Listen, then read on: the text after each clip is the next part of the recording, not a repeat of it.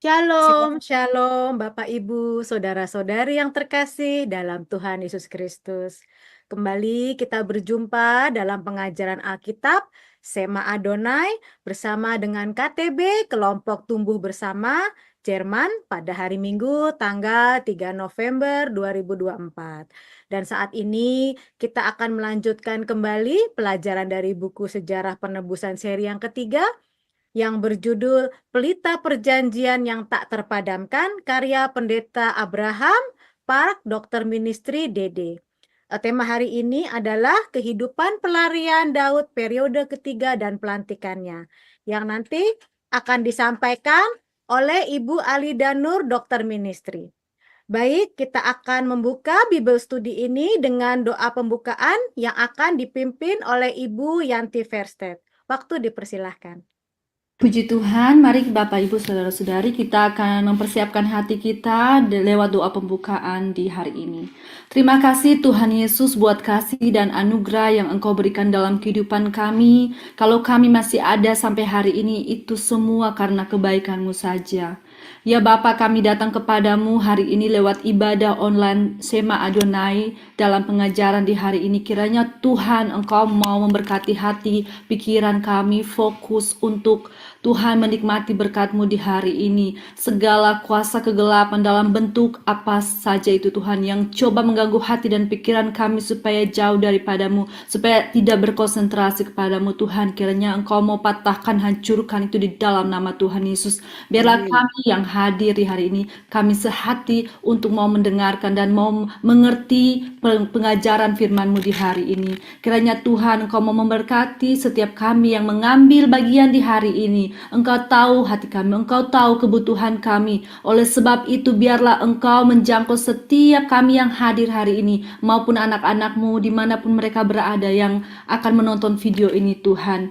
Kami juga berdoa kepada para pelayan-Mu yang mengambil bagian hari ini, baik yang di depan ataupun di belakang layar. Tuhan Yesus memberkati Tuhan, para pelayan-Mu maupun host, moderator, pembawa liturgi, pembicara, pengkhotbah Ibu Alida Tuhan secara pendoa-pendoa yang menolong membaca Alkitab, bahkan jaringan internet. Tuhan Engkau mau memberkati Tuhan Yesus. Engkau mau Tuhan menjamah dalam urapan-Mu Tuhan Yesus.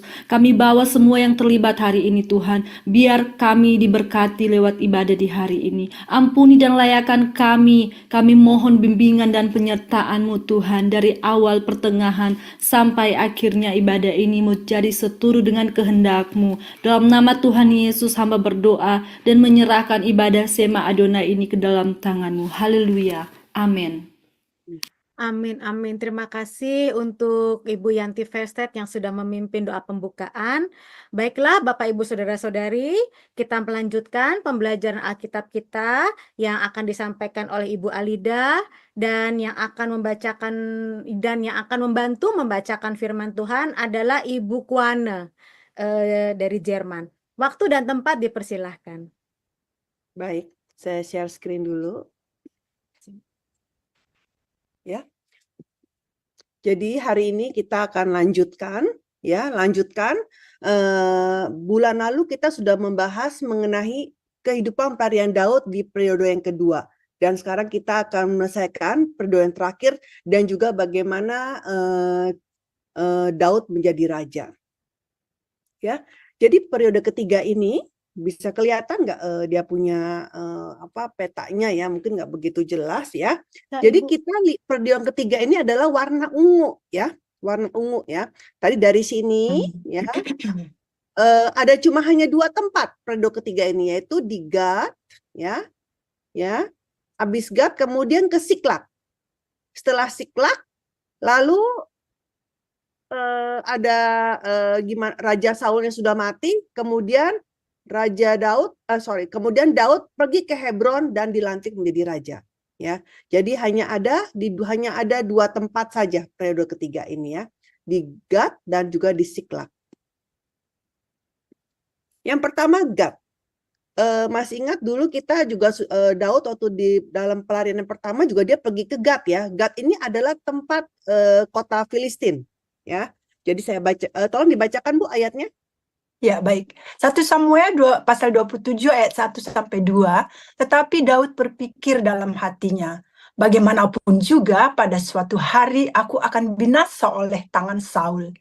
Jadi tidak ada yang lebih baik bagiku selain meluputkan diri dengan segera ke negeri orang Filistin. Maka tidak ada harapan bagi Saul untuk mencari aku lagi di seluruh daerah Israel, dan aku akan terluput dari tangannya. Bersiaplah Daud lalu berjalan ke sana, ia dan ke-600 orang yang bersama-sama dengan dia itu, kepada Ahis bin Maok, raja kota Gad. Iya, jadi dari tempat yang Parian yang dahulu, kemudian Daud berpikir, kalau gitu aku melarikan diri ke daerah Filistin saja. Karena kalau di Filistin ini, Saul tidak bisa mengejarnya. Jadi dia berpikir, mungkin larikan diri ke Filistin adalah tempat yang terbaik. Tapi di saat itu ketika dia mau ke Filistin, Daud itu tidak bertanya kepada Tuhan. Jadi biasanya di tempat-tempat sebelumnya ini Daud bertanya kepada Tuhan. Tapi untuk yang ke Gad ini, yang ke tempat Filistin, itu Daud tidak bertanya kepada Tuhan. Jadi nanti di endingnya ini dia akan mengalami malapetaka. Ya. Nah, jadi waktu itu kita lihat bahwa ternyata Daud ini rombongannya menjadi semakin besar ya. Ya. Laki-lakinya pahlawannya itu ada 600 orang. Jadi kalau bersama dengan keluarganya berarti ini besar sekali. Kalau dengan satu istri dengan 2 anak ya, kita bisa kalikan misalkan itu ada sekitar 2.000 orang. Bahkan Daud saja punya 2 istri bersamanya, yaitu Ahinoam dan juga Abigail. Ya, seperti itu. Dan seperti yang diduga oleh Daud, setelah Saul tahu bahwa si Daud ini ada di tanah Filistin, maka dia tidak mengejar lagi. Ya. Setelah beberapa lama tinggal di kota Gad, kemudian Daud itu menemui Raja Akis lagi. Dia minta suatu tempat. Ya, tolong dibaca. 1 Samuel pasal 27 ayatnya ke-5 sampai 7. Berkatalah Daud kepada Ahis, jika kiranya aku mendapat belas kasihanmu, biarlah diberikan kepadaku tempat di salah satu kota di tanah datar, supaya aku tinggal di sana. Mengapa hambamu ini tinggal padamu di kota kerajaan ini? Maka pada hari itu Ahis memberikan Jiklak kepadanya. Itulah sebabnya Jiklak menjadi kepunyaan raja-raja Yehuda sampai sekarang. Dan lamanya Daud tinggal di daerah orang Filistin adalah 1 tahun 4 bulan. Iya, jadi tadi di Gad kan, itu nomor 15, dan sekarang yang terakhir adalah di Siklak. Ya, jadi dia daripada tinggal di tempat kota, apalagi dengan rombongan yang begini banyak ya, bisa 600 kepala keluarga ya, sangat sulit ya tinggal di tempat kota ya, kota orang lain ya. Maka itu kemudian Daud meminta kepada Akis kalau memang ada tanah datar, dan kemudian Akis memberikan dia Siklak. Nah, sejak itu Siklak menjadi kepunyaan Yehuda. Ya, tinggal di situ. Nah, apa artinya Siklak? Siklak itu artinya liku-liku. Ya, jadi rute pelarian Daud sampai dia tiba di Siklak itu merupakan perjalanan yang penuh liku-liku. Jadi Siklak ini adalah tempat pelarian Daud yang terakhir. Dan kalau kita lihat petanya, memang dia berliku-liku ya, ke bawah, ke kanan, ke kiri ya. Kalau lihat petanya itu seperti itu ya, artinya liku-liku. Nah, ketika tinggal di sana, tinggal di Siklak, ada peristiwa yang dimana orang Filistin itu mau berperang dengan orang Israel. Tentunya orang Israel dipimpin oleh Raja Saul. Nah, karena Daud ini sudah dikasih tanah oleh oleh Akis, ya kan? Dan tentunya sebagai balas budi Daud harus membantu Akis, ya. Yang mana Daud harus ikut berperang melawan bangsanya sendiri, tetapi di pihak orang Filistin, tuh Daudnya. Ya. Nah, kemudian Akis bilang, "Ayo Daud, berangkat. Kita mau perang nih, kita mau kumpul." Nah, kalau berkumpul itu ada satu tempat namanya di Afek. Ya.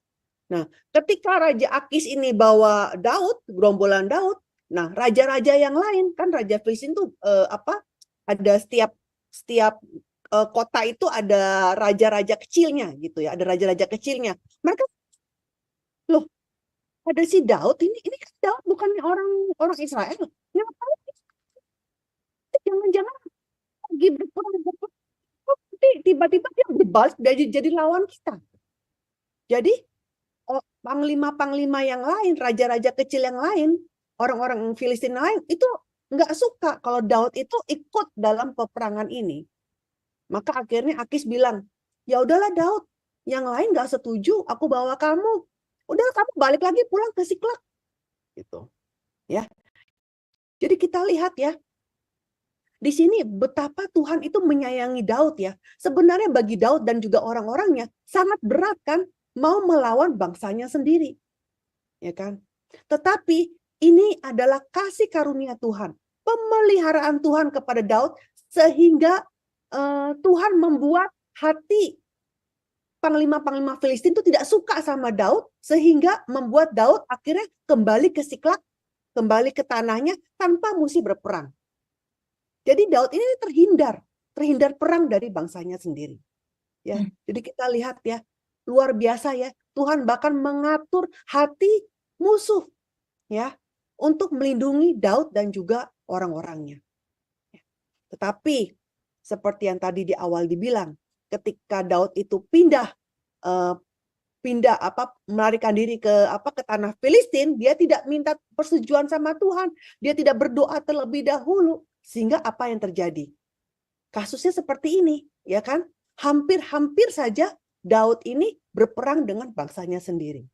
Kemudian yang kedua, ya karena waktu itu kan mereka berkumpul di Afek. Afek ini tempatnya jauh dari Siklag. Kalau berjalan itu sekitar 3 hari, 3 malam. Jadi ketika mereka kembali ke Siklag, ternyata apa yang terjadi? Wah, ternyata Siklag terbakar, diserang sama bangsa Amalek. Dan juga keluarga mereka semuanya dirampas. Ternak-ternak mereka semua dirampas. Wah, bayangkan bagaimana hatinya mereka. Ya, mereka sangat sedih kan? Karena bukan keluarga Daud saja.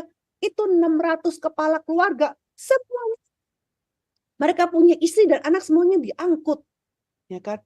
Karena begitu marahnya sampai-sampai rakyat itu yang 600 orang itu mau bunuh Daud. Ya, tolong dibaca ayatnya.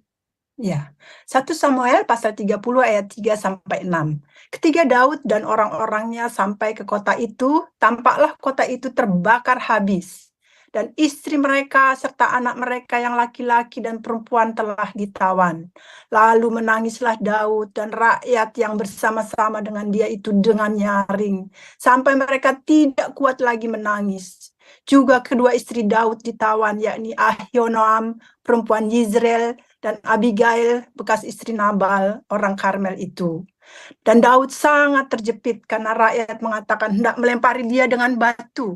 Seluruh rakyat itu telah pedih hati, masing-masing karena anaknya laki-laki dan perempuan. Tetapi Daud menguatkan kepercayaannya kepada Tuhan Allahnya. Iya, coba ya kita bisa bayangkan kalau kita lagi di posisi Daud. Yang dimana kadang kalau kita berbuat salah, terus kalau kita saja yang tertimpa ya sudah. Tapi kalau orang-orang kenalan kita, sahabat-sahabat kita juga tertimpa gara-gara kita, rasanya gimana hatinya? Ini Daud pasti merasa bersalah sekali kan, gitu. Mungkin dia pun kalau ditimpukin mati, mungkin dia pasrah aja, karena dia merasa berdosa gitu ya kan, karena dia itu gara-garanya kenapa? Gara-gara dia pergi ke tanah Filistin tanpa bertanya kepada Tuhan terlebih dahulu, ya kan? Kemudian mereka meninggalkan anak dan istrinya selama 3 hari, berangkat ke Afek 3 hari 3 malam perjalanannya. Kemudian di sana mungkin berapa hari kita tidak tahu. Kemudian pulang lagi, berarti tidak-tidaknya 1 minggu ditinggal, ya 1 minggu meninggalin anak dan istri di tempat tanah datar yang terbuka begitu saja, yang mana bisa aja diserang oleh bangsa-bangsa lain seperti itu. Tanggung jawabnya Daud itu begitu besar ya. Bayangkan kalau kita mencelakakan keluarga orang lain itu seperti apa rasanya, dan ini 600 kepala keluarga. Nah, tetapi di sini Daud ini dikatakan Daud menguatkan kepercayaannya kepada Tuhan Allah. Ya. Jadi Daud langsung kembali berdoa. ya. Dia tahu dia salah gitu, ya. Dan dia kembali bersandar kepada Tuhan. Dan ketika dia kali ini dia bertanya kepada Tuhan, bagaimana Tuhan? Apakah aku masih bisa menyelamatkan keluarga kita semua? Dan ternyata Tuhan jawabnya apa? Iya, bisa. Asalkan kamu kejar cepat gitu. Wah, langsung. Kemudian saat itu juga, oke, kalau gitu ada harapan. Ayo, akhirnya Daud memberikan harapan kepada 600 pahlawannya. Ini prajuritnya sebenarnya udah seperti teman dia kan, karena selama 10 tahun bersama dengan Daud dalam masa pelarian. Jadi udah seperti sahabat, teman seperti itu. Oke, mari kita kejar ya. Jadi mereka itu semalam suntuk mereka mengejar ya. Nah, tetapi di dalam perjalanan dekat Sungai Besor itu sudah nggak kuat lagi yang 200 orang. Udah hampir mau mati mereka saking lelahnya ya. Kalau kita ada, nah petanya lihat ini. Ini Siklak, ini Afek. Kelihatan nggak di sini? Ini Afek. Kalau Gibea ini kan ibu kotanya Saul ya, ibu kotanya ini Yehuda ya. Sehingga bisa, jadi kalau mau perang itu di tanah yang, kalau mau perang itu biasa ada suatu tempat gitu ya. Jadi ini tanah datar untuk perangnya. Jadi berkumpul di Afek. Jadi bayangkan, ini dari Siklak, ini berjalannya 3 hari. Jauhnya seperti ini ya. Terus lalu disuruh pulang, ya, berarti 1 minggu. Ya, 3 hari aja udah 1 minggu ya kan. Sampai di sini lihat Siklak terbakar, langsung mau ngejar ke Amalek. Ini daerah Amalek kan. Ya pasti kelelahan. Dari 600 itu di ini sungai, ada Sungai Besor yang 200 bilang udah nggak sanggup ya. Nah, 200 orang tidak sanggup, ya sudah sana kamu istirahat. Jadi akhirnya Daud pergi dengan 400, dengan sisanya 400. Dan mereka itu menghancurkan Amalek dari pagi sampai malam, pokoknya nggak tidur, nggak apa. Dan akhirnya mereka bisa merebut lagi semua anggotanya, tidak ada yang missing 1 orang pun. Dan juga sekalian ngambil jarahan semuanya. Seperti itu. Jadi Daud mengalami menang besar melawan Amalek. Ya. Nah, tentunya jarahan ini ya Daud kasih apa? Dia memberikannya dengan adil, bahkan kepada 200 orang yang tidak ikut perang, ya, yang tertinggal di belakang. Nah, lewat ini maka ada ketetapan di Israel, ada peraturan bahwa kalau perang ya, bukan hanya prajurit yang benar-benar perang, tapi prajurit yang nggak perang juga dapat bagian, ya. Mungkin kalau kita ini misalkan ada kan yang ikut perang, mungkin yang jadi suster ya, jadi dokter, itu kan nggak mungkin ikut perang, jadi dia hanya stay di tempatnya kemah misalkan begitu ya, tempat posnya begitu. Nah itu semua dapat bagian, jadi bukan berarti oh kamu kan nggak ikut perang, kamu cuma jaga di pos, itu enggak gitu ya. Jadi yang ikut perang ataupun yang di pos itu semuanya dapat bagian yang sama ya. Dan juga sisanya dari jarahan ini pun Daud malah kasih kirim juga pada para tua-tua di Yehuda. Jadi kita lihat bahwa Daud ini ternyata masih membantu orang-orang Yehuda. Dia masih memberikan, masih ada hubungan yang baik dengan mereka. Seperti itu. Nah, hari ini juga sama. Kadang kita itu mengalami situasi yang sangat sulit dan berat. Kenapa? Karena kita membuat kesalahan. Kita membuat keputusan yang salah. Tapi meskipun kita sudah melakukan keputusan yang salah dan mengalami kesulitan, tapi kalau kita buru-buru dengan segera berbalik, menyadari kesalahan kita, kita bertobat dengan sungguh-sungguhnya, berbalik lagi kepada Tuhan, kembali lagi bersandar kepada Dia, maka Tuhan akan pulihkan kita, memberikan kita kekuatan baru. Dan yang sulit itu, persoalan yang rumit itu pun, seperti benang kusut itu pun akhirnya benangnya jadi diluruskan lagi seperti itu ya. Jadi masalah bisa diselesaikan dengan baik lagi. Sekarang saya kasih kesimpulan kecil dari kehidupan pelarian Daud ya. Jadi kita lihat di sini ya, kita sudah membahas semua tentang 16 tempat pelarian Daud selama ini ya. Dan ternyata puisi-puisi Daud ini mayoritas tuh ditulisnya ketika dia sedang menjalani kehidupan pelarian ya. Salah satunya adalah Mazmur 40:31 ya, yang ditulis oleh Daud. Ya, di sini kita lihat bahwa bagaimana Daud meskipun lagi dikejar, merasakan kesengsaraan yang begitu besar, ya, tetapi meskipun sengsara, tetapi kalau kita baca semua puisi-puisi Daud, ya, di endingnya itu dia selalu bersyukur kepada Tuhan, dia selalu memuji Tuhan. Kenapa? Karena di tengah-tengah penderitaan tiba-tiba Tuhan menyelamatkan dia. Bayangkan 16 tempat yang mana dia hampir-hampir ketangkap, tapi tiap kali lolos lagi, ya. Setiap kali lolos lagi, bahkan yang terakhir di tempatnya Siklak ini pun yang tadinya sudah hampir-hampir musnah, tapi akhirnya bisa dipulihkan lagi, keluarganya bisa ditemukan lagi. Jadi ini semua dia hanya bisa bersyukur karena semuanya karena Tuhan. Ya. Jadi di Mazmur 31 ini adalah gambaran ya bagaimana dia mengalami situasi ya seperti apa. Tolong dibaca. Ya, Mazmur pasal 31 ayat 10 sampai 14. Kasihanilah aku ya Tuhan, sebab aku merasa sesak. Karena sakit hati mengidaplah mataku, meranalah jiwa dan tubuhku. Sebab hidupku habis dalam duka, dan tahun-tahun umurku dalam keluh kesah. Kekuatanku merosot karena sengsaraku, dan tulang-tulangku menjadi lemah. Di hadapan semua lawanku aku tercela, menakutkan bagi tetangga-tetanggaku, dan menjadi kejutan bagi kenalan-kenalanku. Mereka yang melihat aku di jalan lari daripadaku. Aku telah hilang dari ingatan seperti orang mati, telah menjadi seperti barang yang pecah. Sebab aku mendengar banyak orang-orang berbisik-bisik, ada kegentaran dari segala pihak. Mereka bersama-sama bermufakat mencelakakan aku. Mereka bermaksud mencabut nyawaku.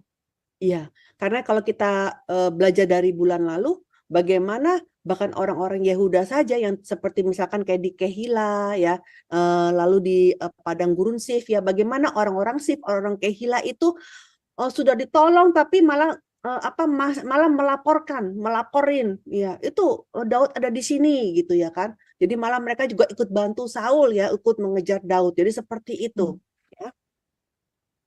Ya. Nah, kebanyakan orang yang berada di dalam situasi yang seperti Daud ini biasanya akan menyerah pada hidup ya. Dan biasanya jatuh dalam keputusasaan. Tapi kalau kita lihat selalu di dalam ending Mazmurnya dia selalu bilang apa? Tetapi kepadamu aku percaya ya Tuhan, Engkaulah Allahku. Jadi luar biasa sekali Daud ini ya. Yang mengagumkan dari Daud ini ya, bagaimanapun di dalam Mazmurnya kadang dia sampai dengan air mata yang sepertinya udah sangat-sangat susah, tapi dia bilang, "Oh, aku mau memuji Tuhan, aku mau bangun pagi," seperti itu ya. Jadi dia selalu ingin kasih puji-pujian kepada Tuhan terus ya. Jadi kita lihat bagaimana iman Daud ini itu teguh ya. Dia selalu mempercayakan kepada Tuhan, bahkan meskipun sepertinya situasi di depan dia itu tidak ada harapan lagi ya. Jadi Daud percaya kepada Allah bahwa Allah sepenuhnya yang menjaga Daud dari berbagai bahaya maut. Jadi kalau kita lihat ya, di dalam 10 tahun kehidupan pelarian Daud, sepertinya sia-sia saja ya waktu itu ya. Aduh, sudah buang-buang waktu ya, apalagi tuh masa-masa mudanya Daud ya. Dari umur 20 sampai dengan umur 30 itu kan lagi top-topnya ya usia itu ya, lagi bagus-bagusnya ya. Tetapi ternyata ini bukannya buang-buang waktu bagi Tuhan ya. Karena kenapa? Bagi Tuhan 10 tahun itu justru Tuhan mau melatih Daud supaya dia bisa menjadi raja yang kompeten. Ya. Itu sama seperti Musa ya. Ketika Musa itu di padang gurun Midian selama 40 tahun, itu untuk mempersiapkan Eksodus. Kan Musa itu lari ya, ketika dia masih ingat story-nya bagaimana Musa waktu itu dia waktu di usia 40 dia melihat bangsanya itu lagi dianiaya, terus dia bunuh orang Mesir.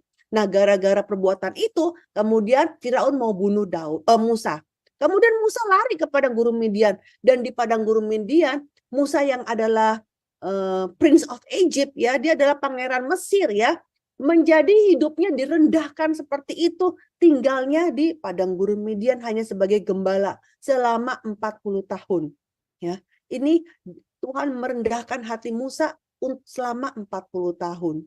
Ya, begitu juga dia pun juga sama juga dengan Daud. Daud ini lagi dipersiap oleh Tuhan untuk menderita sampai selama 10 tahun. Jadi selama 10 tahun ini Daud belajar iman, dia juga belajar ketaatan, dan dia juga belajar memanage orang-orang, ya. Dia mempunyai hikmat untuk bisa memerintah rakyatnya dalam 10 tahun ini. Nah, sekarang subjudul yang kedua adalah Daud menjadi raja atas Hebron.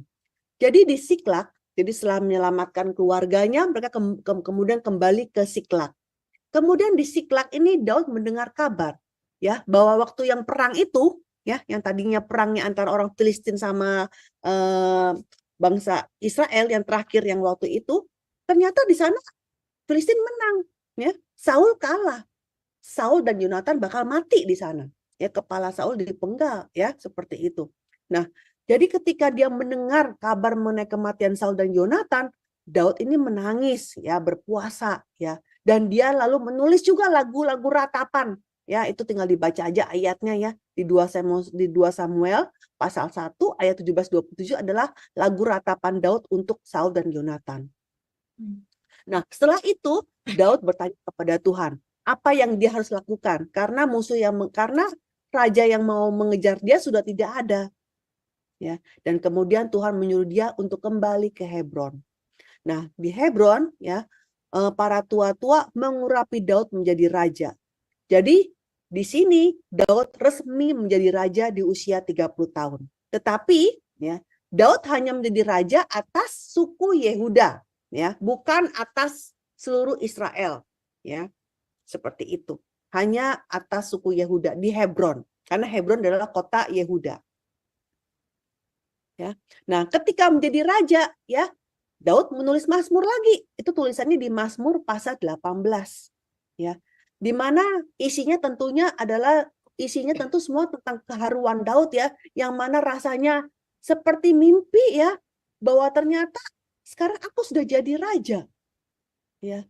Jadi Daud benar-benar menyadari bahwa Allah ini benar-benar membuatnya mengatasi semua rintangan. Saya bacakan ayatnya, Mazmur 18, 29-30.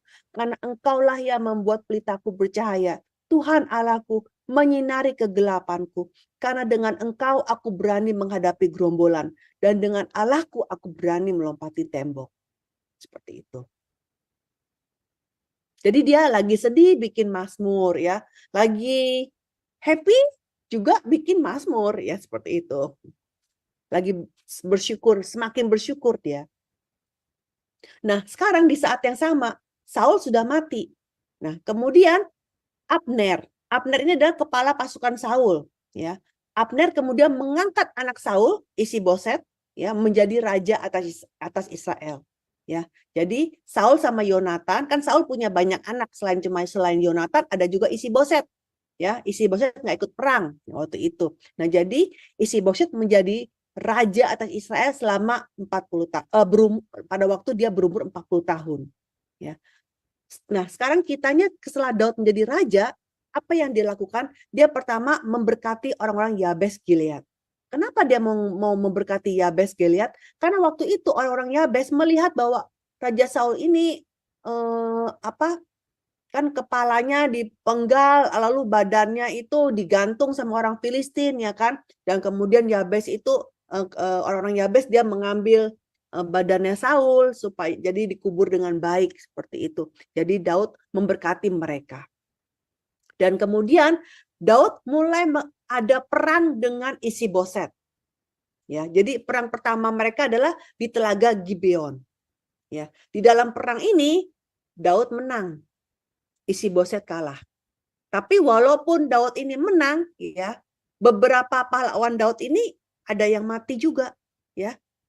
Ada 20 orang dari pahlawan Daud ini, ada 20 orang, dan salah satunya adalah Asael, yaitu saudaranya Yoab. Yoab ini adalah kepala pasukan, ya. Jadi kalau Daud punya kepala pasukan namanya Yoab, ya. Kalau Saul punya kepala pasukan namanya Abner. Nah, seperti itu, ya. Jadi kayak punya jenderal-jenderalnya, seperti itu. Nah, suatu hari kita cerita mengenai Isi-Boset. Isi-Boset ini menuduh Abner. Abner ini sepertinya mau menghampiri Rispa, gundik ayahnya. Abner karena dia marah, karena dituduh oleh Isiboset, dia lalu apa? Dia pergi ke tempat Daud. Ya. Dia mau mengkhianati Isiboset. Jadi Abner mau mengatur kepada Daud, udahlah daripada Israel ini terpecah, ya, kamu menjadi raja Hebron, lebih baik kamu yang jadi raja atas seluruh Israel. Lebih pantas kan kalau Daud menjadi raja atas Israel daripada Isiboset. Dan Yoab, ya, kepala pasukan Daud, dia mendengar si Abner udah menemui Daud, ya. Jadi Yoab ini kemudian dia memanggil Abner, ya. Dan Abner, ya ada apa Yoab gitu ya kan, karena ceritanya ini kan udah berdamai ya gitu ya. Jadi ketika Yoab memanggil Abner, ya Abner menemui Yoab, dan ketika menemuin Yoab langsung diam-diam dia langsung bunuh si Abner. Ya. Kenapa? Karena dia mau balas dendam, karena waktu lagi perang di perang yang ini ya, perang di Telaga Gibeon ini, si Abner ini bunuh adiknya Yoab, Asael. Jadi dia mau balas dendam Yoabnya. Dan juga Yoab selain mau membalas dendam, tentu dia khawatir. Karena kita lihat ya, ada 2 jenderal kan? Ya, ada 2 jenderal. Dan tentunya Abner sepertinya jenderalnya yang lebih besar kan, karena dia memegang 11 suku ya.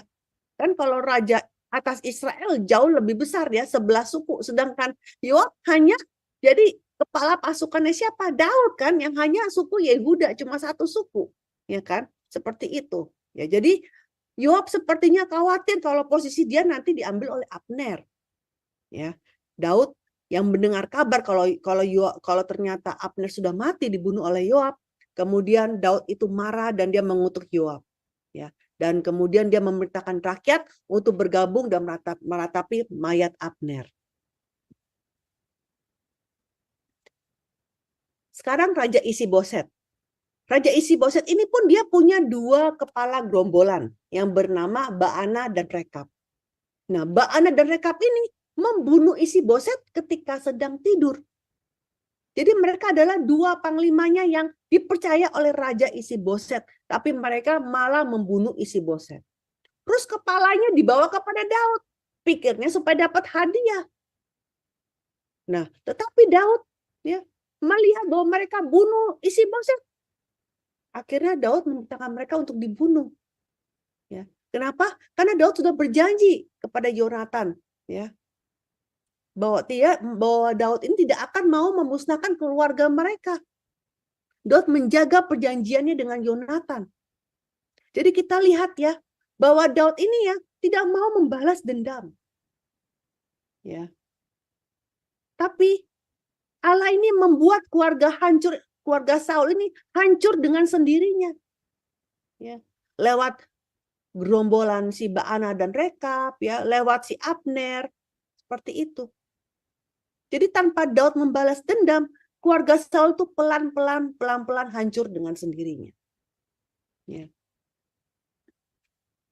Setelah Isiboset mati, kemudian para tua-tua Israel datang kepada Daud ke Hebron dan mau mengangkat Daud untuk menjadi raja atas Israel. Jadi waktu itu Daud diurapi untuk ketiga kalinya. Ya, jadi ketika mau jadi raja pasti diurapi. Jadi kita lihat ya, di dalam hidup Daud tuh diurapi 3 kali. Ya, yang pertama diurapi oleh Nabi Samuel waktu umur 15 tahun di rumahnya. Ya, kemudian di umur 30 ya di Hebron, dan yang ketiga kali sekarang di usia 40 ya. Di usia 40 dia diurapi untuk menjadi raja atas Israel. Ya. Tolong dibaca ayatnya, Bu. Ya, 2 Samuel pasal 5 ayat yang ke-4 sampai 5. Daud berumur 30 tahun. Pada waktu itu ia menjadi raja. 40 tahun lamanya ia memerintah. Di Hebron ia memerintah atas Yehuda 7 tahun 6 bulan, dan di Yerusalem ia memerintah 33 tahun atas seluruh Israel dan Yehuda. Iya. Nah, sekarang setelah apa yang Daud lakukan setelah menjadi raja? Yang pertama, itu Daud merebut kubu pertahanan Sion. Sion itu di mana sih? Sion itu adalah kota Yerusalem. Jadi kita bisa bayangkan ya, di Yerusalem itu ada suku Yebus, ada orang Yebus. Itu orang Yebus tuh nggak bisa dikalahkan, ya, karena Yerusalem itu posisinya tuh dia tinggi dibandingin tanah-tanah yang lain seperti itu. Jadi kita bisa bayangkan dari zamannya Jenderal Yosua,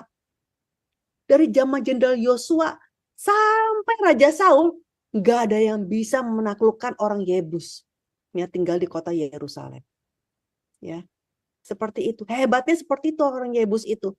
Bayangkan dari zaman Yosua, nggak ada yang bisa menaklukkan, selalu kalah. Seperti itu. Makanya di zamannya Saul, ibu kotanya bukan di Yerusalem, ya. Ibu kotanya ya di Gebea situ, tempat kampung halamannya si Saul. Tetapi di zaman Daud, ketika Daud menjadi raja, dia menaklukkan orang Yebus, dan sehingga kota Yerusalem itu menjadi ibu kota dari Israel. Seperti itu, ya. Jadi ibu kotanya pindah, ya, ke kota Yerusalem, ya. Dan kemudian hal yang kedua apa? Dia ada perang dengan orang-orang Filistin, ya. Jadi orang Filistin setelah mendengar, oh Daud itu menjadi raja sekarang, ya, wah, baru mereka berperang lagi, berkumpul lagi. Tetapi Daud menang terus. Ya. Jadi yang pertama, ketika mereka berperang di daerah yang bernama Baal Perasim, itu Daud menang besar. Ya. Jadi nama Baal Perasim itu Tuhan telah menerobos. Ya. Jadi kita lihat bagaimana Tuhan menyerahkan orang-orang Filistin. Kemudian setelah berapa waktu lama orang Filistin maju lagi, ya, berperang lagi, tapi tetap kalah, ya, seperti itu. Jadi Daud itu diajarkan oleh Allah, ya, bahwa mereka harus menyerang menyerangnya dengan mendadak dari belakang. Jadi dikasih tahu, ya, dan mengalami kemenangan besar. Ya. Jadi lewat ini peperangan dengan Filistin ini tetap Daud menang terus seperti itu. Kemudian, nah ini yang paling penting, ya, kegagalan usaha dalam membawa tabut perjanjian. Jadi kita lihat kota Yerusalem sudah ada ibu kotanya, tetapi, ya, tabut perjanjiannya itu tidak ada. Tabut perjanjian itu kan simbol dari hadirat Tuhan. Kan tabut perjanjian yang dibawa, yang digotong-gotong, ya, yang dibawa gotong-gotong itu kita masih ingat story-nya bagaimana waktu itu ada tabut perjanjian itu ada di Silo, ada di Silo dengan Imam Eli, ya. Kemudian sama orang Israel itu dibawa, ya kan, dibawa perang gitu, ya, supaya memberikan kekuatan kepada orang-orang Israel. Tapi kemudian tabut perjanjian ini dirampas oleh orang Filistin. Masih ingat, ya. Dan ketika dia dirampas oleh orang Filistin, tetapi karena tabut Allah ini sangat kuat, membuat orang-orang Filistin menderita. Sehingga orang Filistin mengembalikan tabut Allah itu ke orang-orang Yehuda. Tapi tabut Filistin ini tidak dikembalikan ke Shiloh, tapi ke rumah orang, ya, ke rumah Abinadab. Kita belajar nanti. Ya. Jadi kita lihat, ya, kenapa sih Daud pengen pindahin tabutnya ke Yerusalem? Pertama, ya, dia mau menyatukan rakyat yang udah terpecah nih antara utara sama dengan selatan, ya. Kan Israel sama Yehuda ini bagaimanapun sepertinya kayak belum menyatu, ya, belum menyatu karena mereka pernah berperang, ya kan, antara Isiboset dengan Daud, kan, seperti itu. Jadi dengan adanya tabut perjanjian di Yerusalem ini membuat jadi mereka itu sepertinya melebur menjadi satu dalam iman. Dan yang kedua, dia mau menjadikan firman Tuhan sebagai ideologi pemerintahan. Kan semua bangsa itu pasti punya ideologi. Kayak kita misalkan ideologi kita Pancasila, misalkan seperti itu, ya kan. Jadi semua ada ideologinya. Jadi ideologinya bangsa Israel itu apa? Yaitu firman Tuhan. Firman Tuhannya di mana? Yaitu di tabut perjanjian. Karena di dalam tabut perjanjian ada 2 loh batu yang berisi 10 perintah Tuhan. Ya, seperti itu. Sekarang tabut Allah itu ada di mana? Di rumah Abinadab. Ada di rumah Abinadab. Ya, di Kiryat Yearim. Kiryat Yearim itu nama daerahnya, ya. Di rumah Abinadab di Kiryat Yearim. Ya. Waktu itu Daud berunding sama orang-orang. Gimana? kalau kita membawa tabutnya ke Yerusalem? Oh, kelihatannya good idea, ya kan? Semuanya pada bilang begitu, semuanya setuju. Oh, oke, kalau begitu. Jadi Daud membawa rombongannya, 30.000 orang. Dia pergi ke rumah Abinadab. Ya. Kemudian tabutnya dibawa dengan naik kereta. Terus siapa yang nganterin? Yaitu cucunya Abinadab, yaitu Usa dan Ahio. Tolong dibaca ayatnya. 1 Tawarikh pasal 13 ayat yang 6-7. Lalu Daud dan segenap orang Israel berangkat ke Baala, ke Kiryat Yearim yang termasuk wilayah Yehuda, untuk mengangkut dari sana tabut Allah yang disebut dengan nama Tuhan yang bertahta di atas kerubim. Mereka menaikkan tabut Allah itu ke dalam kereta yang baru dari rumah Abinadab, sedang Uza dan Ahio mengantarkan kereta itu. Ya. Nah, tahu-tahu sampai di tempat pengirikan, lembunya kepleset. Kalau lembunya kepleset, berarti tabutnya mau jatuh kan? Nah, tabut ini ketika hampir jatuh, mau jatuh, tentu Usa kan, kalau jadi Usa, oh ini tabutnya mau jatuh ya, buru-buru dong pegang tabut itu supaya tidak jatuh. Tapi karena dia memegang tabut, dia langsung mati seketika. Waktu itu dia melihat Daud menjadi kaget, ya. Bagaimana Tuhan itu ternyata menyambar Usa demikian hebatnya. Sampai-sampai tempat itu disebut oleh Peres Usa. Tolong dibaca. 1 Tawarikh pasal 13 ayat 9-11. Ketika mereka sampai ke tempat pengirikan Kidon, maka Uza mengulurkan tangannya memegang tabut itu, karena lembu-lembu itu tergelincir. Maka bangkitlah murka Tuhan terhadap Uza. Lalu ia membunuh dia oleh karena Uza telah mengulurkan tangannya kepada tabut itu. Ia mati di sana, di hadapan Allah. Daud menjadi marah karena Tuhan telah menyambar Uza demikian hebatnya. Maka tempat itu disebut orang Peres Uza sampai sekarang. Ya, mungkin waktu itu mereka berpikir, loh ini kan semuanya hal yang baik ya. Hal yang baik, rencana yang baik, dan disetujui oleh semua orang. Ya, kenapa begini? Gitu. Kadang-kadang kita suka begitu kan. Tuhan, ini aku maksudnya begini, maksudku bagus Tuhan. Tapi kenapa? Kok sepertinya Tuhan nggak berkenan, padahal ini bagus. Gitu. Seperti itu. Ya. Kenapa sih Allah membunuh Usa? Ya. Karena ternyata ya, di dalam peraturan hukum Taurat itu ada peraturan bahwa tabut itu nggak boleh dimasukkan, nggak boleh dibawa dengan naik kereta. Ya. Tetapi harus dengan dipikul. Cara dengan memakai kereta itu adalah cara orang Filistin. Ya. Karena ketika orang Filistin itu mau mengembalikan tabut, tentunya orang Filistin tidak tahu dong hukum Tauratnya apa gitu kan. Jadi tentunya dengan naik kereta. Dan Tuhan juga mengerti itu kan mereka nggak tahu caranya orang Filistin. Jadi Tuhan mengoke-okekan saja sehingga ketika tabut itu berjalan tabutnya dibawa ke kereta, keretanya dengan dorong oleh lembu kan, dan lembunya lurus saja bisa berjalan sampai ke Yehuda. Sepertinya bagus kan? Tuhan yang membimbing lembu itu sehingga lembu bisa berjalan sampai ke lokasinya Kiryat Yearim. Ya kan? Nggak berbelok ke sana, nggak berbelok ke sini. Ya. Jadi itu cara orang kafir.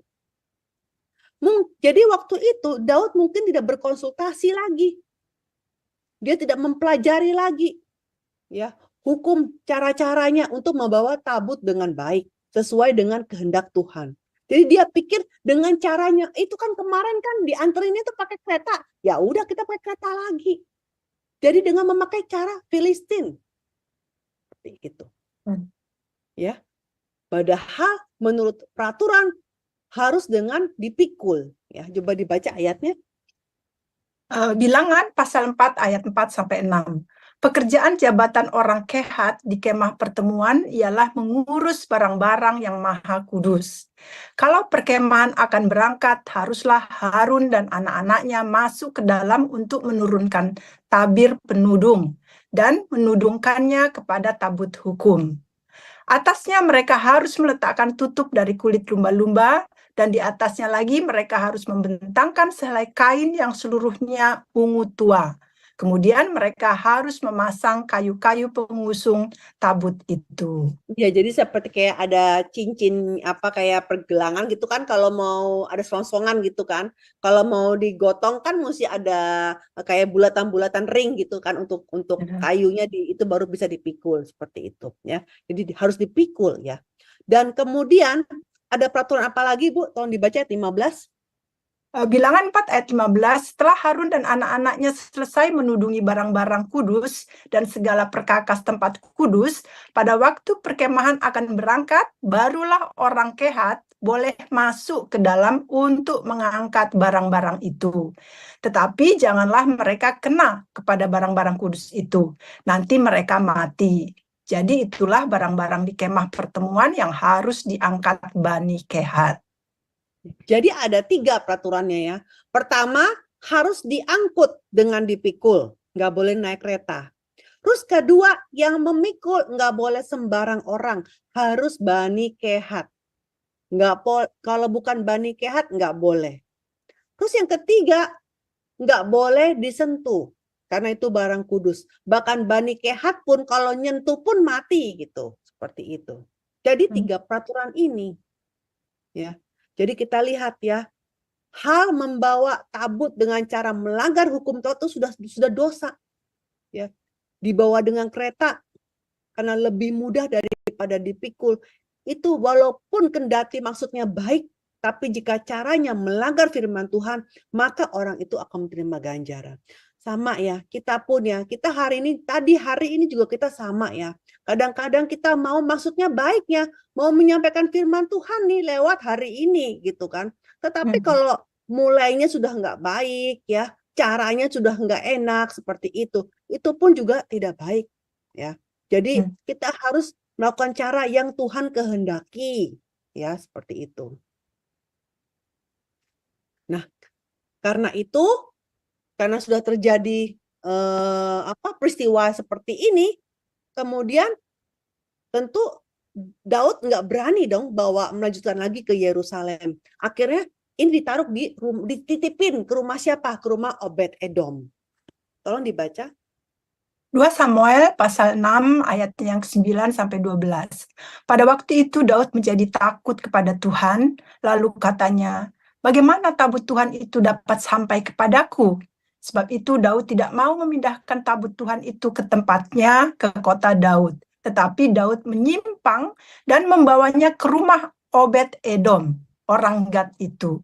3 bulan lamanya tabut Tuhan itu tinggal di rumah Obed Edom, orang Gad itu, dan Tuhan memberkati Obed Edom dan seisi rumahnya. Diberitahukanlah kepada Raja Daud demikian, Tuhan memberkati seisi rumah Obed Edom dan segala yang ada padanya oleh karena tabut Allah itu. Lalu Daud pergi mengangkut tabut Allah itu dari rumah Obed Edom ke kota Daud dengan sukacita. Ya, jadi karena tidak berani membawa lagi, nggak berani melanjutkan, maka akhirnya tabut ini taruh aja di rumah si Obed Edom. Tapi luar biasa ya, cuma 3 bulan di situ dan itu dia sangat-sangat diberkati. Ya, kita bisa bayangin nggak? Sebelum di Obed Edom itu tabut ada di rumahnya Abinadab. Puluhan tahun, tapi nggak pernah dengar keluarga Abinadab itu diberkati sama sekali. Bahkan kalau kita baca di waktu lagi mau dimulainya Nabi Samuel mau meminta menjadi hakim, dikatakan bahwa orang Israel itu malah sengsara. Bayangkan, tabut Allah ada di rumah Abinadab puluhan tahun, tetapi Israel masih sengsara. Tidak ada berkat sama sekali, tidak diberkati. Bahkan sekarang cucunya Abinadab 1 mati, ya seperti itu. Tetapi Obed Edom keluarganya cuma 3 bulan saja. Bayangkan, bisa dibandingkan nggak? Yang satu cuma ngurusin 3 bulan. Yang satu puluhan tahun, mungkin kalau dihitung itu lebih dari 90 tahun di rumahnya. Selebih dari 90 tahun loh di rumahnya itu, ya kan? Bayangkan. Bedanya sebegitu drastisnya, nggak diberkatin, tapi Obed-Edom diberkatin. Berkatnya ini nggak main-main, sampai-sampai di telinga raja kedengeran. Ya. Dan ternyata kalau kita lihat, setelah bait suci itu dibangun oleh Raja Salomo, keturunan Obed-Edom pun masih diberkati. Jadi berkatnya Obed-Edom itu bukan di saat itu, yang tiba-tiba jadi kaya raya mendadak begitu. Tidak, tapi bahkan keturunan-keturunannya pun menjadi orang-orang penting, bekerja di tempat bait suci Salomo, ya, menjadi para penjaga bait suci itu, terus juga banyak pahlawan-pahlawan, itu semuanya dari keluarga Obed-Edom. Kita bayangkan, berarti apa kesimpulannya? Walaupun cuma ngurusnya 3 bulan, tapi kalau dia mengurusnya dengan benar yang sesuai dengan kehendak Tuhan, Tuhan akan berkati dia. Tetapi yang satu, walaupun puluhan tahun, ya, tapi nggak diberkati Tuhan. Seperti itu. Berarti ada yang salah sehingga tidak diberkati oleh Tuhan. Ya, yang satu ke gereja cuma sebentar tapi langsung diberkati. Yang satunya lagi sudah bergereja puluhan tahun sampai 3 generasi mungkin, tapi nggak diberkatin. Apa yang salah di situ? Ya. Hari ini juga sama, ya. Sekarang tabut Tuhan itu kan isinya 10 perintah, 2 loh. Hari ini kan Alkitab. Apakah kita, semua orang Kristen pasti punya Alkitab, bukan cuma 1, mungkin ada yang punya 2, punya 3, ukuran besar, ukuran kecil, seperti itu. Tapi apakah kita menghargai Alkitab seperti Obed-Edom? Apakah ketika kita memberikan pelayanan, apakah kita dengan sepenuh hati dan bukan untuk, ini ingat, ketika memberikan pelayanan bukan untuk diri sendiri, bukan untuk ingin dipuji orang. Ini ingat. Kalau kita hanya ingin dipuji orang, itu seperti keluarga Abinadab yang akhirnya hanya dibakar. Seperti itu, ya.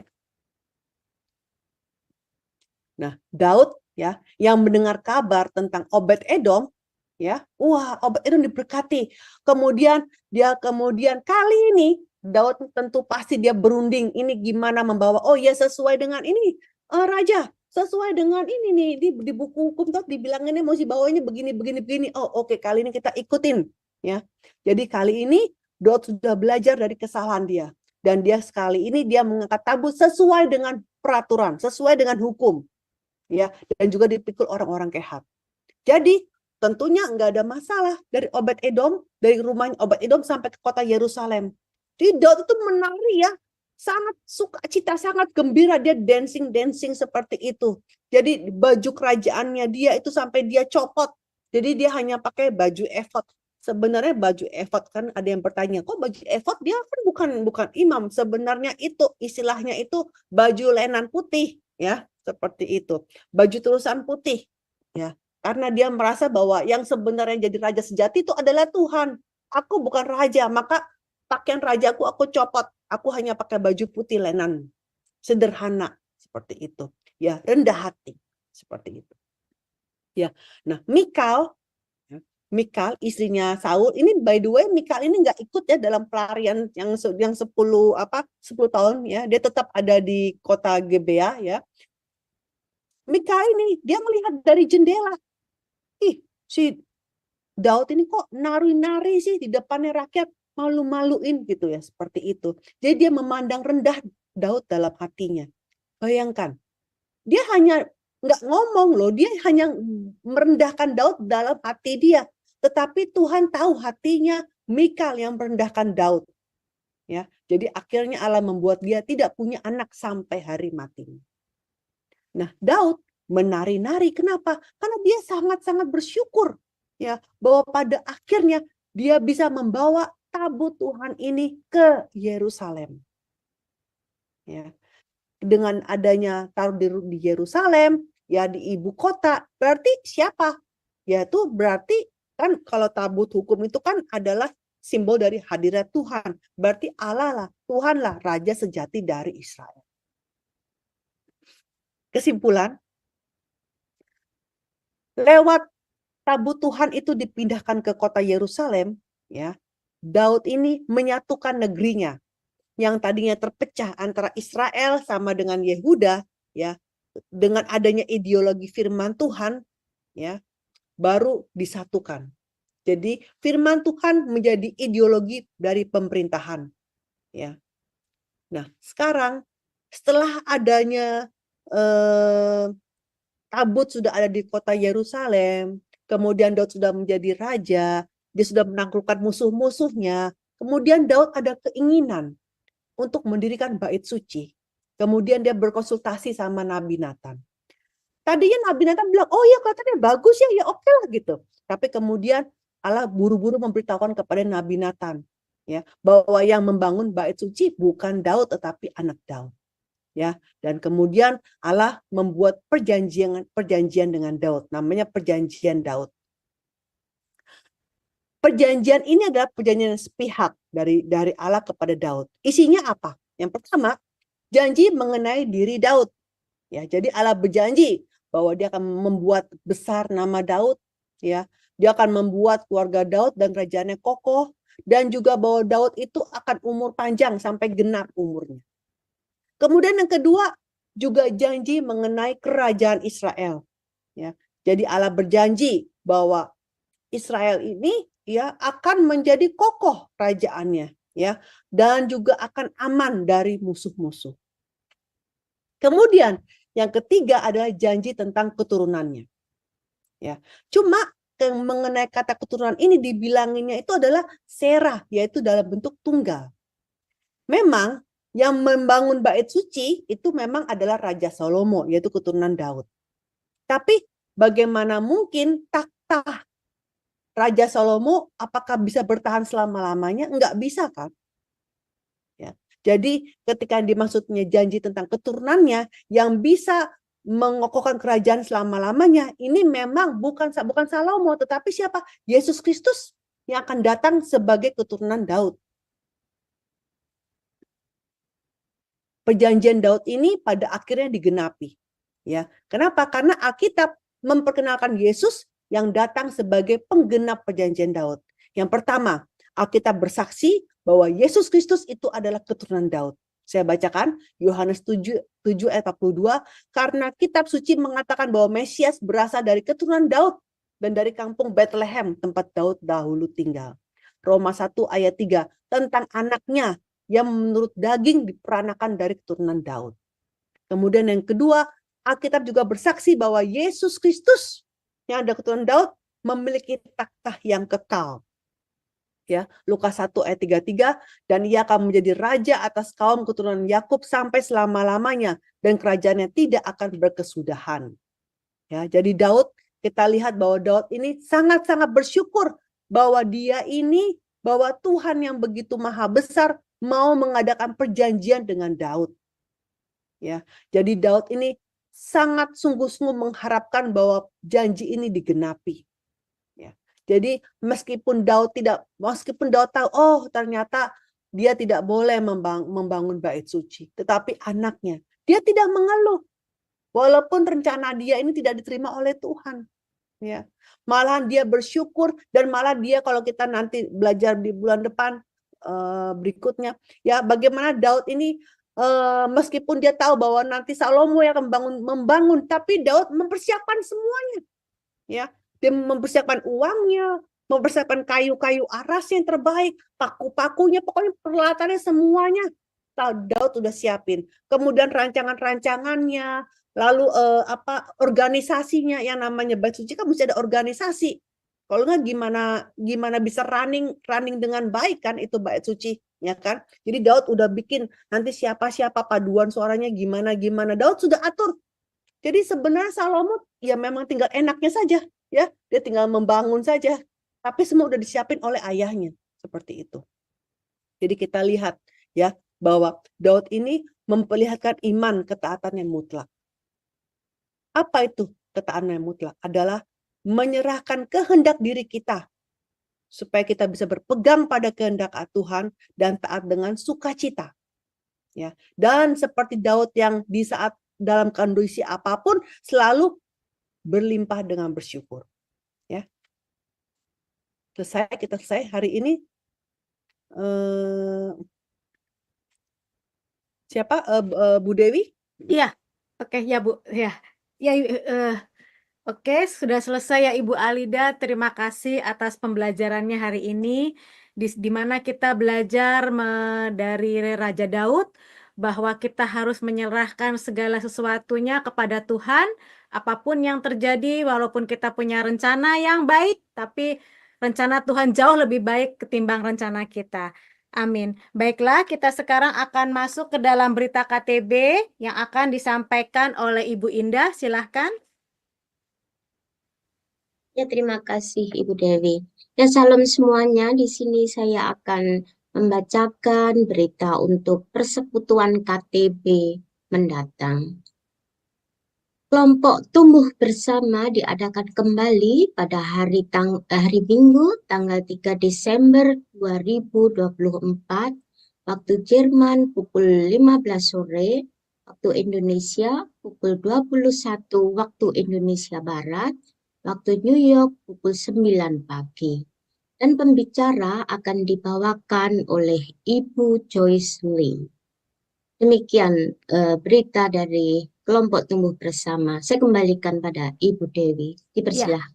Iya, Terima kasih. terima kasih untuk Ibu Indah. Maaf untuk tadi pengumumannya, saya baru lihat di kalender, ternyata bukan tanggal 3 ya Bapak Ibu, ternyata tanggal 1 Desember 2024.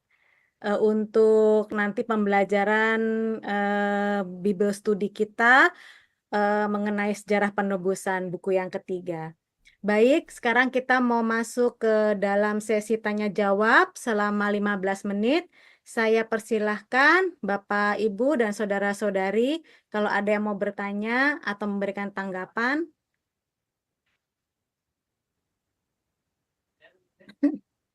Dari Ibu Aling mungkin atau Ibu Indah.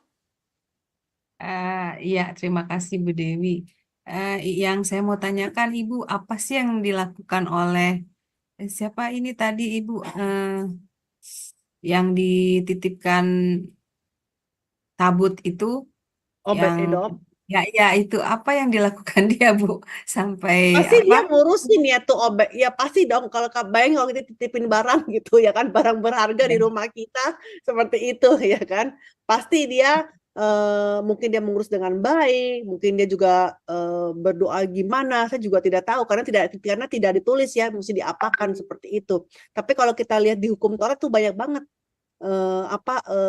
tata caranya seperti itu. Berarti dia bisa mengurus tabut itu dengan benar ya kalau menurut saya ya.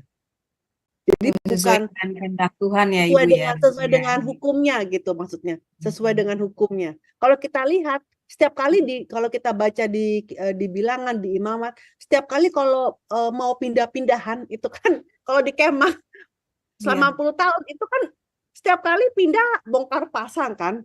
Nah, ketika bongkar pasang itu ya pasti ada tata kramanya. Kalau kita baca ditutup pakai apa, lapisannya banyak seperti itu. Ya, itu nanti kita belajar di pelajaran buku 9 ya cara tata caranya itu. Jadi nggak bisa dengan kain sembarangan atau dengan seperti gimana seperti itu. Saya juga boleh mengomentari? Ya, silakan. Nampaknya Abinadab ini ya mengenal hukum-hukum ya Bu ya. Hukum-hukum dan peraturan itu sampai akhirnya kan setelah Daud melihat terus sepertinya dia minta saran apa yang dilakukan begitu sehingga Daud diberitahukan dan Daud melakukan seperti apa yang di Abinadab juga lakukan begitu ya. Iya. Jadi mungkin ya saya nggak tahu kalau ini penilaian saya pribadi ya, saya nggak tahu saya mungkin salah apa tidak. Dengan lihatnya Daud itu dia pakai dengan kereta baru di awal, berarti saya pikir mungkin Daud juga nggak begitu tahu ya mengenai isi hukum gitu ya. Ya, karena mungkin yang tahu itu mungkin orang Lewi kali yang lebih memahami gitu. Dan karena dia juga bukan orang Lewi ya kan. Jadi dia cuma taunya ya percaya sama Tuhan lah dengan baik gitu, taunya cuma gitu. Jadi dia dengan iman dia percaya, dia mohon sama Tuhan. Tapi ya kalau peraturan-peraturan mendetail mungkin dia tahu gitu. Saya rasa begitu gitu. Jadi dan bukan hanya dia, 3.000 orang semua pemimpin pun nggak tahu kalau ya nggak. Benar. Jadi nggak tahu. Nah jadi saya pikir mungkin Abinadab juga nggak tahu seperti itu gitu loh. Jadi karena kita tidak bertanya seperti itu mungkin. Tapi jadi saya lagi waktu saya diajarin ini saya ingat banget Obed Edom ini waktu masa-masa penggembalaan pendeta Yun kami yang masih waktu itu masih ngomong Indonesianya pun masih belum lancar gitu ya. Kemudian dia datang ke suatu rumah ya. Terus saya yang dampingin dia. Saya ikut terima kasih karunia. Saya juga baru sadar. Iya ya tuh si Obed Edom ya. Beda banget sama Abinadab itu. Apa rahasianya gitu loh. Nah, jadi Iya. waktu Hah? Iya, Iya betul Ibu. Apa rahasianya?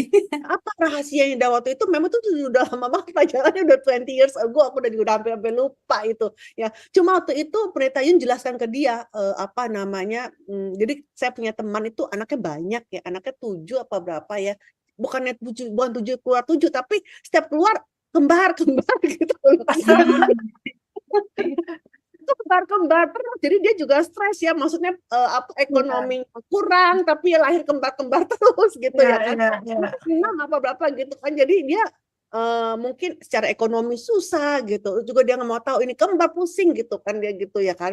Jadi dikasih firmannya itu bahwa ketika kita pegang firman dengan benar seperti Obed Edom, walaupun cuma sebentar itu diberkati, tapi dia percaya dengan iman itu. Terus saya melihat teman saya itu yang kembar banyak itu, dan waktu itu hidupnya sangat-sangat susah. Saya tahu sekarang udah kaya raya dia itu, luar biasa.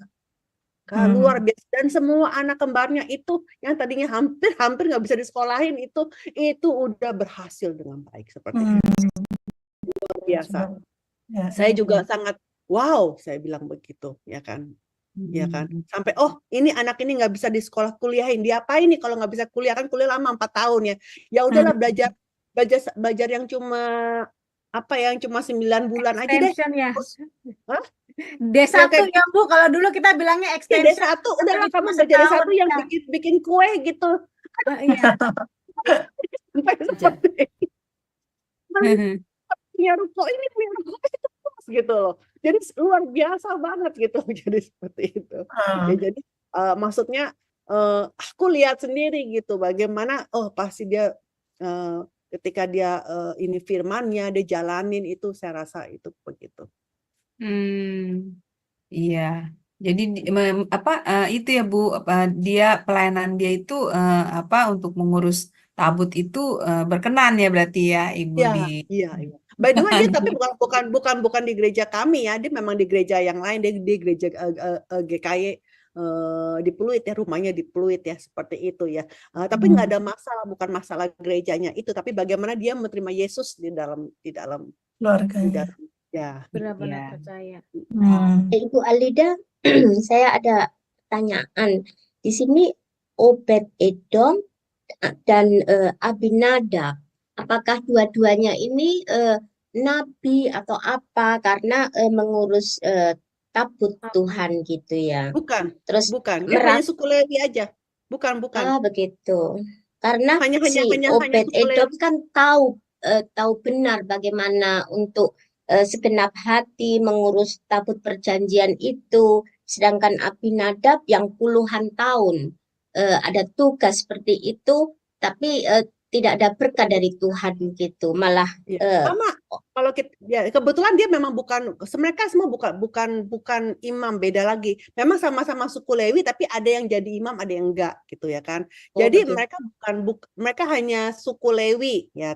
Imam-imam kecil lah gitu Bu, tapi bukan kan ada bagiannya suku Lewi itu. Kalau nanti kita belajar ya di buku ke-6 ya, itu bagaimana suku Lewi itu ada tugasnya ya, dibagi 4. Jadi ada grupnya, ada grup yang bagian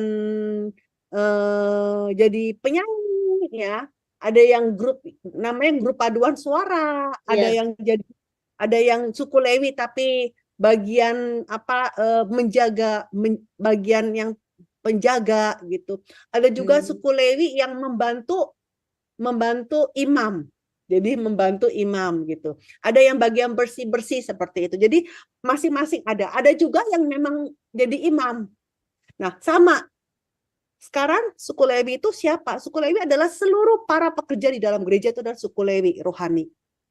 Yang mana di dalam gereja itu nggak bisa dong, masa semua mau jadi pendeta, kan nggak mungkin gitu. Ya, So, ada pembagian tugasnya begitu. ya, ada suku Lewi yang menjadi pendeta, ada suku Lewi yang menjadi paduan suara, ada yang suku Lewi yang menjadi aser, ada yang suku Lewi yang bekerja di kantin, semuanya sehingga semua running well seperti itu maksudnya. Betul. Jadi jadi sama-sama suku Lewi. Suku Lewi adalah orang yang pelayanan kerjanya di bait suci. Kalau hari ini adalah di gereja seperti itu. Ya. Tetapi banyak sekali kita pun melayani itu kadang-kadang menjadi seperti pekerjaan gitu, ya kan? Sehingga kasih karunia tidak ada, hanya terpaku dengan pekerjaan itu gitu, ya. Banyak orang seperti itu gitu. Tapi kita jangan lupa bahwa nomor satu adalah firman Tuhan gitu, seperti itu. Ya.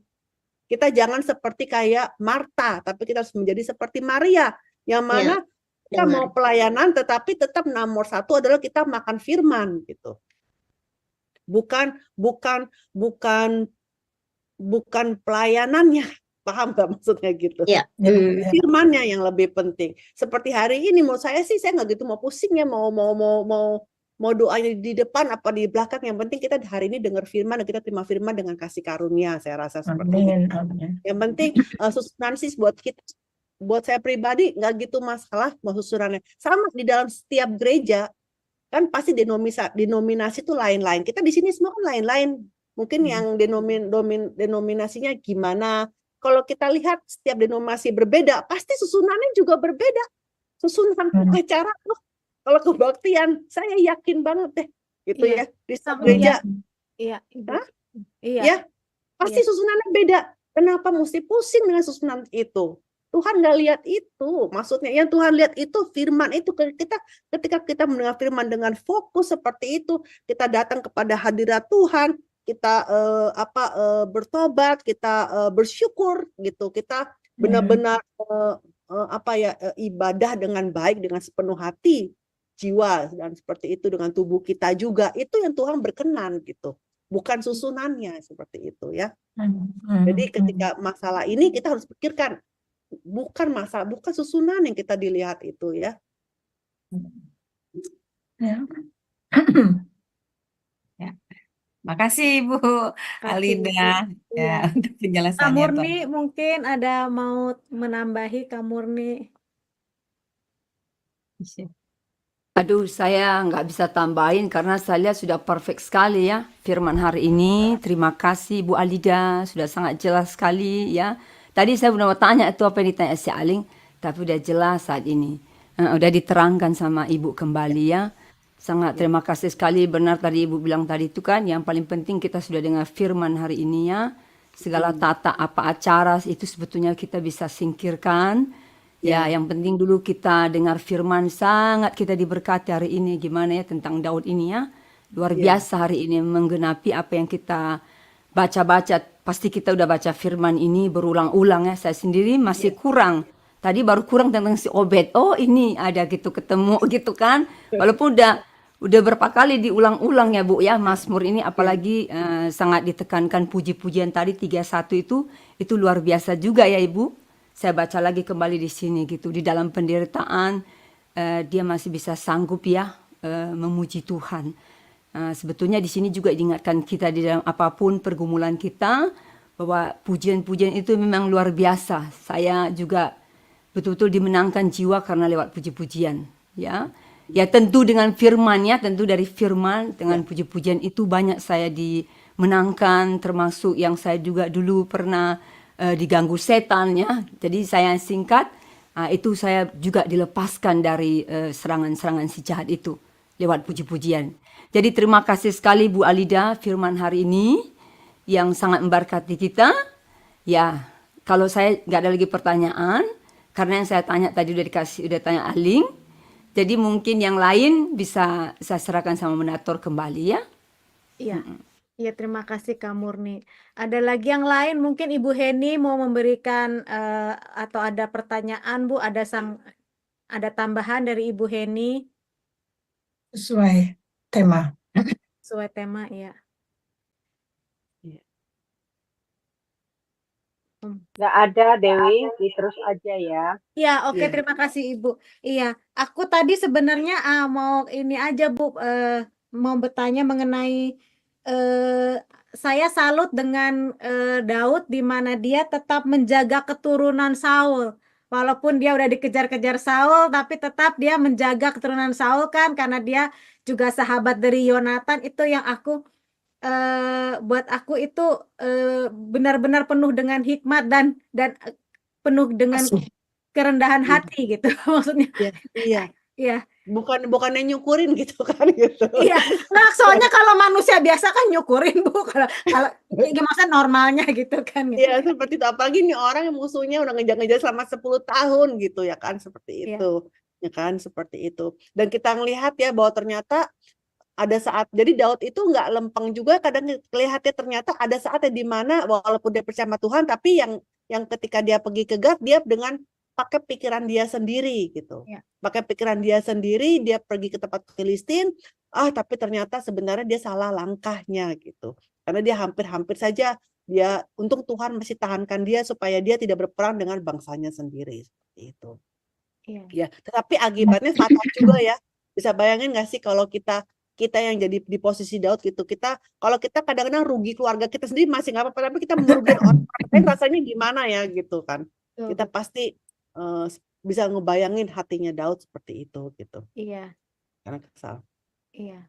Ya, Daud juga melakukan juga kesalahan dengan yang mengenai tabut perjanjian yang harusnya Iya. dipikul, tapi dia bawa kereta. Ya itu kan sebenarnya sebagai seorang manusia praktisnya ya Bu, biar cepat gitu Kaget. maksudnya gitu.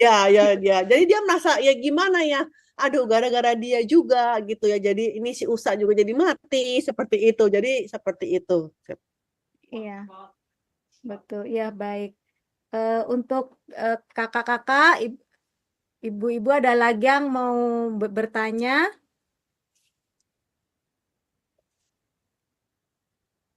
Ibu Alida, aku cuma mau mengatakan betapa bersyukurnya kita yang sudah hidup di zaman kasih karunia ya. Jika kita masih ada di zaman perjanjian lama, Saya rasa kita semua itu nggak bisa melewati semuanya. langsung mati. Kayak sih itu saya Ibu ya. Iya, iya. Boro-boro Nah, kita inilah baca sampai segitu Iya. banyak. Tapi sebenarnya Ibu itu kan si Usa kan mau menyelamatkan gitu ya, yang mau jatuh. Tapi apa namanya, Tuhan nggak melihat itu atau gimana? Iya, makanya saya bilang Karena ada peraturan lebih itu ya. mementingkan kamu taat itu, kamu maksudnya sama seperti ini. Contohnya di dalam contohnya ketika masalah memungut waktu itu kan ya waktu kan dibilangin Tuhan bahwa setiap hari Sabat nggak boleh kerja. Kalau kamu kerja kamu mati. Tuhan kasih seperti itu. Jadi sepertinya sangat tegas, sangat sepertinya tanda kutip kayak kejam gitu maksudnya kan. Sehingga ada pernah baca yang dimana di hari Sabat orang itu kedinginan, terus dia pergi memungut kayu bakar. Tapi ketahuan dia pungut kayu bakar, akhirnya kan dia juga mati. Gitu, seperti itu. Jadi kalau kita lihat dia kedinginan, ambil kayu bakar nggak salah dong gitu. Kalau kita lihatnya dengan mata itu, tapi di mata Tuhan tidak seperti itu. Kamu tidak taat sama perintah saya. Kenapa hari Sabat itu tidak boleh bekerja? Karena hari Sabat itu Tuhan mau kasih berkat yang luar biasa. Sama kita hari Minggu sekarang. Hari Minggu kesannya Tuhan, kamu tahu dong, aku nggak punya uang gitu. Aku mau buka toko bakmi misalkan begitu. Aku mau punya bakmi, tapi memang dia di hari Minggu aja bukanya, lakunya tuh cuma di hari Minggu gitu. Karena di hari Minggu banyak orang olahraga. Jadi kalau aku buka toko bakmi, buka gerobak bakmi itu aku laku, jadi aku punya uang, baru aku bisa kasih berkat gitu. Seperti kasih apa, misal perpuluhan atau persyukuran seperti itu. Tapi nggak seperti itu. Tuhan nggak bilang begitu. Justru kalau kamu datang hari Minggu, aku akan memberkati kamu. Tapi orang lihatnya enggak. Orang selalu melihatnya tuh jadi begini. Kalau syukur itu adalah belum dapat bersyukur dulu, baru dapat. Kalau Tuhan tuh ngajarnya seperti itu. Tapi kalau kita manusia kagak, harusnya dapat dulu baru bersyukur. Iya, betul Ibu. Seperti, hah? Iya, Iya betul. kan? Iya, Iya. betul. Lalu, ya Iya. aku mau bersyukur, tapi ntar aku dapat dulu, aku baru ngucapin syukur. Tapi Tuhan bilang tidak, dia ngajarnya tidak seperti itu. Lagi nggak punya, kamu bersyukur baru itu ada. Seperti kayak Yesus memberi makan 5.000 orang. Kan cuma ada 5 roti 2 ikan. Kan nggak ada sebenarnya untuk makan 5.000 orang kan, seperti itu. Jadi dalam posisi tidak ada, dia bersyukur atas hal yang kecil ini, maka sehingga jadi mujizat besar. Seperti itu. Iya. Jadi di sini bisa sangat jelas sekali kalau Tuhan itu tidak mau berkompromi begitu ya Ibu ya. Nah, kalau masalah Sabat nggak mau berkompromi, karena kenapa? Karena di hari Sabat itu kalau kita baca dari kitab Kejadian di pasal 1, hari Sabat adalah hari kita mau memberkati, dia memberkati kita. Jadi ketika hari Minggu itu justru kita harus siap-siap dengan senang sukacita, mau dikasih hadiah besar sama Tuhan, mau dikasih berkat yang besar sama Tuhan. Seperti itu. Masa mau dikasih berkat kamu, Tuhan nggak mau, aku nggak mau berkat gitu. Aku mau berkat yang cuma berapa ribu yang jualan ini misalnya gitu. Seperti itu gitu. Iya. Ya, terima kasih Ibu. Iya, terima kasih Ibu. Iya. Iya. Ada lagi yang mau bertanya atau memberikan pendapat? Itu si Tina biasanya banyak itu tentang sejarah penebusan, dia tahu. Iya, tapi Ibu Tina ini dari tapi biasanya mungkin kalau Ibu Tina lagi sambil kerja kamu nih. Nyambi dia biasanya dia ada belajar kerjaan. aktif itu sejarah penebusan. Iya. Bu Tina nggak ada Ibu Teresa pertanyaan. ini, Ibu Teresa. Maaf ya, bulan depan saya tidak bisa. Iya. Iya, Jadi, Ibu. Karena kalau dihitung-hitung jamnya mulainya jam 1:30 pagi. Jadi saya suruh. Oh iya. Iya, Dan apa ya, Ibu? bersyukur Ibu hari ini bisa hadir. Tapi kalau nggak bisa, ya kan Ibu Heni sudah carikan. Ya. Puji Iya, Tuhan tadi. juga untuk Ibu Heni. Sudah ada Jadi susah sama payah Ibu cari Joyce, ya. dengan Ibu Ya, Ibu selama 2 Joyce ya. bulan ya ini ya. Itu selama 2 bulan ya? Tadi katanya Desember. Enggak, 1 bulan aja, 1 bulan 1 bulan. aja. Satu bulan oke, aja maaf, kan? aku salah 1 baca bulan. berarti ya. Aku 1 pikir bulan bulannya Januari Ibu juga. Joyce ya. Baguslah kita akan terus itu sambungan dari Ibu juga kan? Ibu Iya. ini pandai Itu, ambilnya dia PPT sambungan. PowerPoint tetap saya yang buat. Saya cuma minta Oke. PowerPoint tetap Tapi saya yang buat, jadi biar cuma tinggal sampaikan saja. Oke. Jadi lanjutan dari Ibu ya berarti ya. Iya, bukan Oh, hal yang terima baru, bukan judul baru, enggak. Jadi ada kaitannya ya. Oh iya ya. Ibu Mungkin ini juga sudah menerusan ya, cari. Ibu. Cuma nggak bisa diselesaikan ini buku 3 ternyata sampai dengan Desember. Buku 3 maaf ya, mungkin sampai dengan Februari gitu. Saya coba usahakan sampai Februari. Aduh udah pelan-pelan aja sesuai Nggak dengan apa-apa Ibu ya. Heni aja. Soalnya Ya. kita ini udah tua-tua nggak cakap, nggak cepat tangkap Iya, Ibu. nggak Jadi harus semua. pelan-pelan. Langsung masuk. Saya jujur. In memory. Iya. Benar, Iya, saya iya. jujur. Ini kalau saya sudah dengar ini biasanya saya sampai 3 kali lagi dengar Ibu, 4 kali saya dengar karena nggak bisa disangkum semua karena nggak bisa juga menghafal, nggak kuat lagi kita ya sudah mulai Iya, umur 50-an di atas nggak kuat. Saya nggak tahu kalian udah saya Iya. jujur aja gitu. Karena saya juga tempat kerja menghafal ya. Jadi saya training juga apa yang penting-penting saya hafal gitu loh. Tapi kadang-kadang juga lupa juga. Kayak tadi istrinya ini wah ini baru ingat nih dia. Jadi nggak ini gitu. Jadi pelan-pelan aja Ibu gitu. Jadi kita asal Ibu nggak bosan aja. Maksudnya Ibu Enggak, bisa mungkin pelan-pelan. Kita udah lebih hitung-hitung senang sih ya kalau- gitu ya. Saya udah hitung-hitung mungkin kalau pasnya sih Habis? sebenarnya sampai Maret selesai gitu 3. Tapi kalau mau dibikin sikat dikit mungkin Oh ada beberapa. Maret. Oh iya. Ya, nggak- Oke. kita lihat. Saya rasa udah selesai ya, nanti kita Ya, teruskan lagi ngobrol-ngobrolnya Ibu. Baik, sekarang sesi tanya jawab sudah selesai. Kami persilakan Ibu Baik. Alida untuk memberikan closing statement atau kata penutup dan kemudian ditutup dengan doa untuk kita Ya, semua. baik. Ya, baik. Jadi lewat pelajaran hari ini kita lihat ya bahwa bagaimanapun juga ketika kita melakukan suatu pekerjaan, kita harus ingat bahwa pekerjaan yang kita lakukan untuk pelayanan kepada Tuhan itu haruslah yang berkenan di mata Tuhan. Karena meskipun itu adalah melakukan untuk kehendak Tuhan, jika itu hanya dengan lewat pikiran kita sendiri, maka itu pun percuma, ya, tidak berkenan di mata Tuhan, ya. Jadi lewat yang pelajaran yang mengangkat tabut itu, biarlah kita semua ini menyimpan seperti seperti Daud yang membawa tabut Tuhan ke Yerusalem, biarlah tabut Tuhan itu, firman Tuhan itu tersimpan dengan baik dalam hati kita. Mari kita berdoa. Bapa yang ada di sorga, kami hendak mengucapkan syukur Bapa atas segala pemeliharaan-Mu Bapa yang telah mengajarkan kami Bapa mengenai kehidupan pelarian Daud ini Bapa, sampai akhirnya Bapa Engkau meninggikan Daud menjadi raja.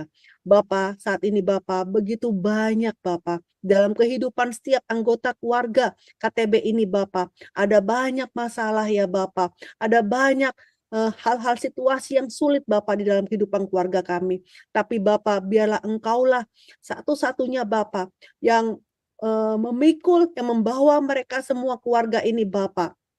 Sehingga Bapa hanya ada sukacita aja di dalam kehidupan keluarga KTB ini ya Bapa.